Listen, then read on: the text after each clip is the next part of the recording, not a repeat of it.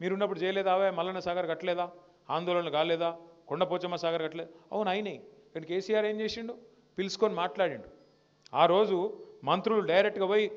రోజులు చర్చలు చేసి ఒప్పించి మెప్పించి వాళ్ళకి ఎంత ఇయ్యాలనో ఇప్పించి అవసరమైతే ప్లాట్ ఇచ్చి ఇల్లు ఇచ్చి పరిహారం ఇచ్చి వాళ్ళకి రేపటి రోజున మీ భూముల విలువ పెడుతుందని చెప్పి సంజాయించి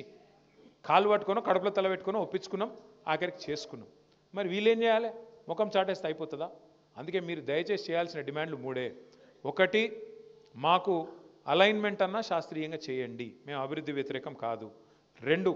నష్టపరిహారం సమంజసంగా ఇవ్వండి ఇది సరిపోదు ఏ రకంగా కూడా బహిరంగ మార్కెట్లో ఒక రేటు ఉంది ఎస్ఆర్ఓ రేట్ ఒకటి ఉంది మరి దాన్ని పెంచి మానవతా కోణంలో ఒక దగ్గర మామ్నూర్ ఎయిర్పోర్ట్ కాడ 1,20,00,000 ఇస్తున్నారని చెప్పి కూడా తమ్ముడు ఇచ్చిండు వెంకటేష్ ఎకరానికి ఎయిర్పోర్ట్ 1,20,00,000 ఇస్తారు మరి మీ దగ్గర ఎందుకు ఇవ్వద్దు అనేది మీ ప్రశ్న అది వాస్తవమో కాదో నాకు తెలియదు చూడండి వాస్తవం అయితే సంతోషమే రాములన్న అయితే అవన్నీ కూడా లాయర్లకు ఇవ్వండి ఇంకా అదే చెప్తున్నాను ఎందుకు చెప్తున్నా అంటే వాళ్ళు ఇంటూరు కాబట్టి ఎవరికన్నా మీకు న్యాయ సలహాలు కావాలంటే మీకు ఎవరికైనా సరే న్యాయ సలహాలు కావాలంటే